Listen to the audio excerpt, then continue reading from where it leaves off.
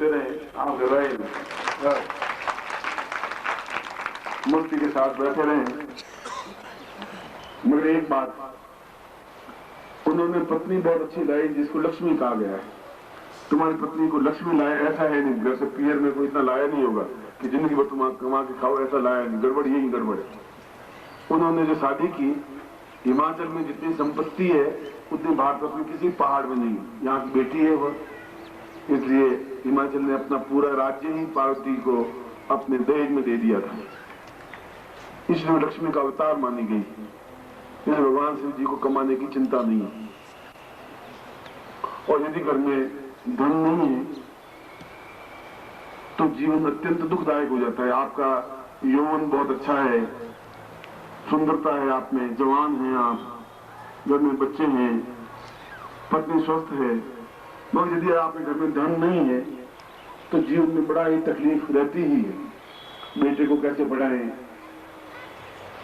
उनकी शिक्षा कैसे दें, हम उन्नति करना चाहते हैं तो कैसा उन्नति करें, यदि हमें अच्छा मकान बनाना है तो पैसों की तकलीफ, और सभी काम हमारे पैसों के बिना, धन के बिना अटक जाते हैं।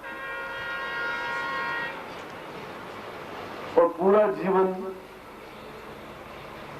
इन आर्थिक उन्नति के लिए प्रयत्न करते करते पति पत्नी दोनों मेहनत करते हैं, तब भी जिंदगी में पैसे इकट्ठे नहीं होते। बड़ी मुश्किल से पूरी जिंदगी में 1 या 2 मकान बनते हैं तो बनते हैं, न अच्छे कपड़े ला पाते हैं, न अच्छा त्योहार मना पाते हैं, न बैंक बैलेंस हो पाता है, न व्यापार चलता है, न नौकरी में उन्नति होती है, और जीवन में धन की कमी हिमाचल प्रदेश में बनी ही रहती है। ये तो पूरे भारतवर्ष में है। इसके लिए क्या किया जाए? क्योंकि प्रमोशन तो आपका साल में 1 बार होगा, हर महीने प्रमोशन हो नहीं सकता। व्यापार आपका जैसा चल रहा है वैसा ही चल रहा है। मेहनत आप बहुत करते ही हैं, मगर मेहनत करने के बाद भी यदि धन की प्राप्ति नहीं होती है तो हमारे भाग्य में कहीं न कहीं कोई विधाता ने ऐसी लाइन लिख दी है जिसकी वजह से हम जीवन में उन्नति नहीं कर पाते। आप में से अधिकांश जो शिष्य मुझे दिल्ली में या जो तुम्हें आके मिलते हैं या शिविर में मिलते हैं, वो ये कहते हैं कि गुरुजी हम तो हर महीने आना चाहते हैं या हर शिविर में आना चाहते हैं, मगर तकलीफ ये है कि धन की कमी हर बार आड़े आती है। किराए के पैसे तक नहीं होते। आप बात माने या नहीं माने, किराए के आने जाने के पैसों के लिए भी कई बार सोचना पड़ता है। इतनी हमें तकलीफ रहती है। मैं समझता हूं कि वो सही बात कहते होंगे, क्योंकि शिष्य आके झूठ नहीं बोलता है।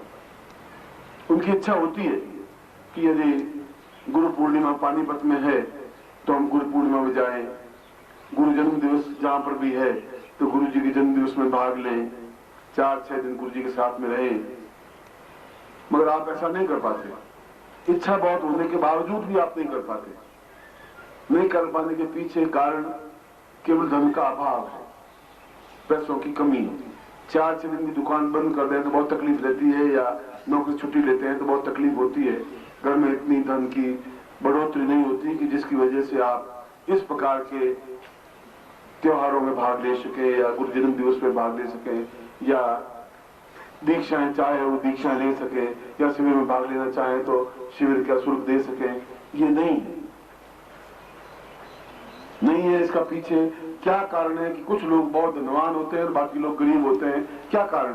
मेहनत तो हम उससे ज्यादा करते हैं। बिरला जी जितनी मेहनत करते ही नहीं, तो दिन भर तकिए पर बैठे रहते हैं, पेट फूला हुआ रहता है, और उसके बाद में 2-4 कलम गिरते हैं और करोड़पति बनते हैं। और हम दिन भर मजदूरी करते हैं और उसके बाद भी हमारे जीवन में धन का अभाव रहता है। और इतना धन का अभाव रहता है कि हम घर में अच्छे कपड़े भी अगर कोई स्त्री चाहे तो पहनना, तो 10-12 ड्रेस भी अपने घर में नहीं रख सकती। तो घूमना भी चाहे तो घूमने नहीं जा सकती। मनाली में कुल्लू ज्यादा से ज्यादा जोर लगा दे, चंबा बम्बा घूम घाम करके वापिस आ गए। इसके आगे जाने की हिम्मत होती नहीं। दिल्ली और जोधपुर तो उनके लिए स्वप्न बन जाता है, और इच्छा होती है जाए, चाहते हैं कि घर में 20-25-50 हजार, लाख 2 लाख हो, तो होते नहीं। तो ऐसा कारण क्या है? ऐसा क्यों है? और अगर ऐसा है तो ऐसा दूर हो सकता है कि नहीं हो सकता है? या जिंदगी भर हम ऐसी तकलीफ आते रहेंगे? और जिंदगी भर तकलीफ पाते ही रहेंगे तो फिर जीवन का मतलब भी क्या है, फिर गुरु जी का मतलब क्या है, फिर गुरु जी का फायदा भी क्या है।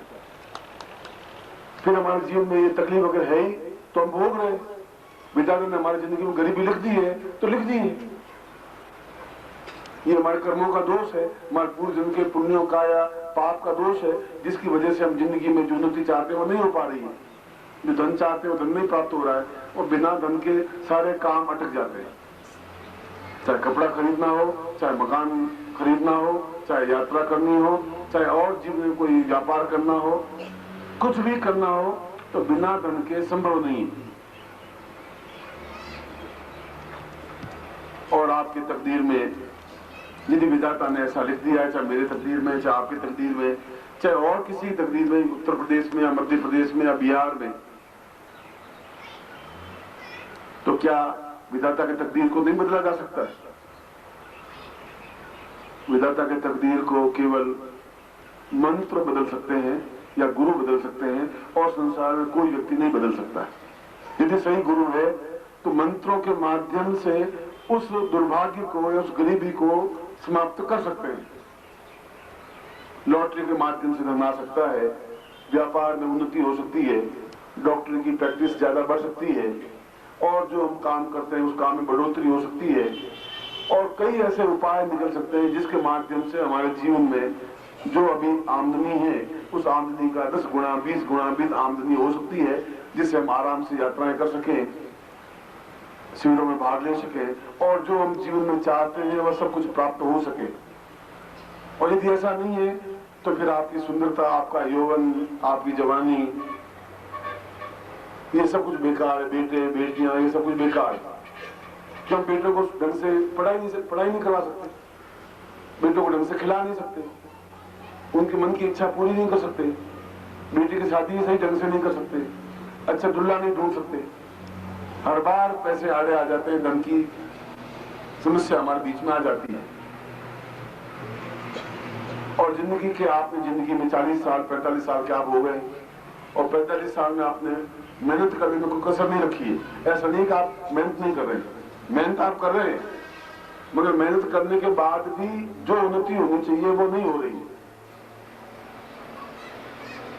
जब वशिष्ठ ये शिविर की बात लेने के बाद में वहां दिल्ली आया और जब उसने कहा कि गुरुजी शिविर हिमाचल में मनाली में लगाएं, आप 4 साल से आए नहीं, आप आए और आप खुद आए तो मैं शिविर लगाऊं।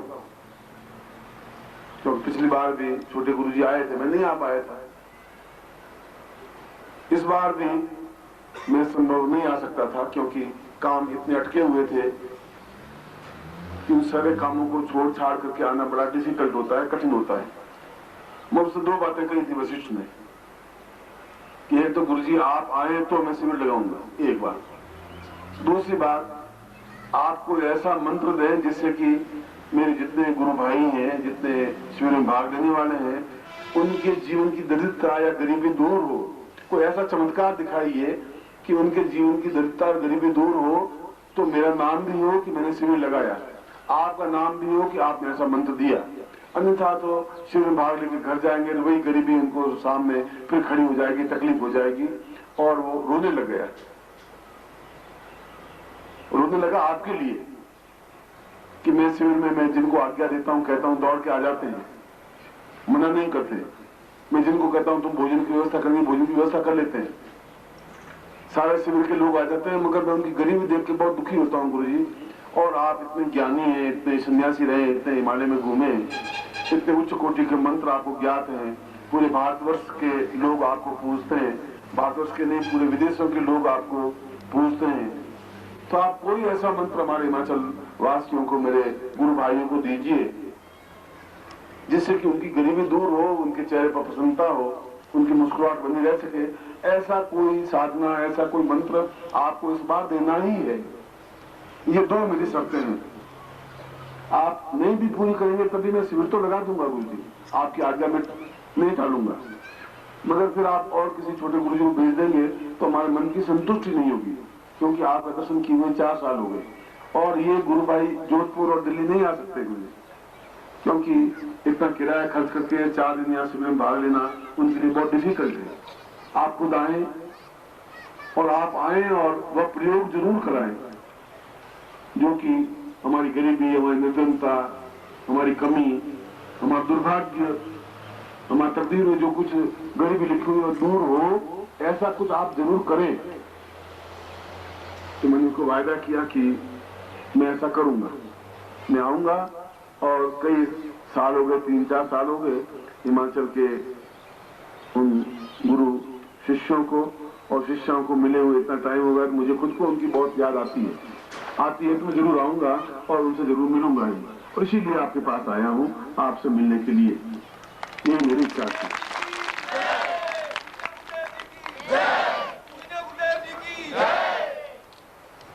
आज सुबह जब वशिष्ठ मिला तो गुरु जी तो पूछा मुझे, गुरु जी आपको कुछ याद है? मैंने कुछ बात कही थी। कुछ क्या बात कही थी?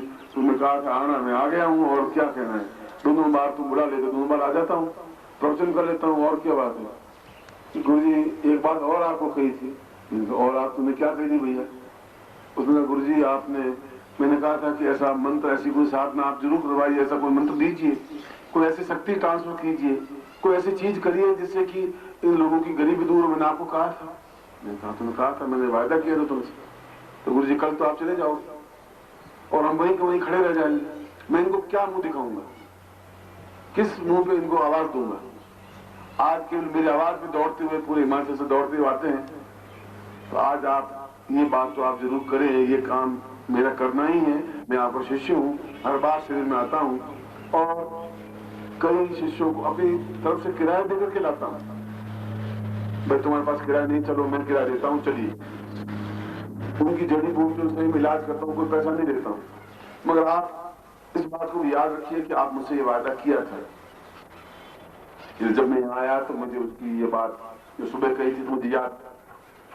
वास्तव में कल शिविर का अंतिम दिन है, 24, 22, 23 और 24 3 दिन के लिए शिविर रखा था।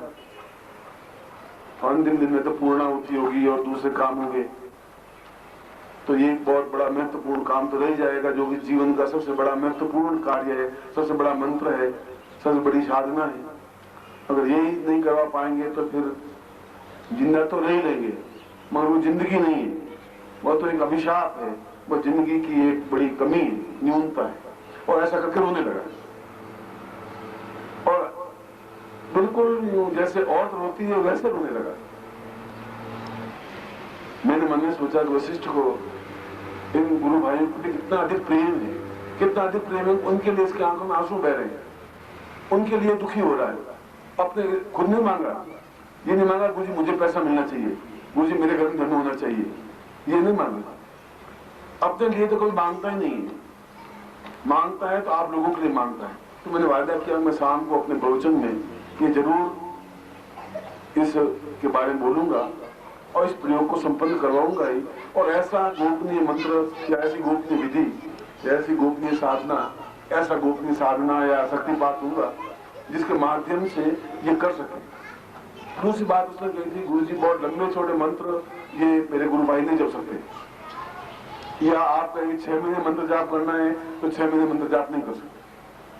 आप ऐसा मंत्र दीजिए जो रोज 5-7 मिनट जप सकें बस, और इनके घर में एकदम उन्नति हो और इनको एहसास हो, इनको लगे कि वास्तव में इस मंत्र से उन्नति हुई है, सफलता मिली। ऐसी मेरी इच्छा है। इस इच्छा को आप मुझे पूरी करनी ही पड़ेगी गुरु जी। आपको मैं पांव पकड़ के आपको ये विनती करता हूँ, पांव पकड़ के आपसे अरदास करता हूँ, निवेदन करता हूँ कि आप काम करें। सद्गुरुदेव डॉक्टर नारायण दत्त श्रीमाली जी के दुर्लभ वीडियोस, पुस्तक, पत्रिका एवं साधना की निःशुल्क दीक्षा प्राप्त करने के लिए नीचे लिखे हुए नंबर पर वीरल पटेल जी को व्हाट्सएप पे अपना नाम और अपने शहर का नाम लिखकर भेजें। धन्यवाद।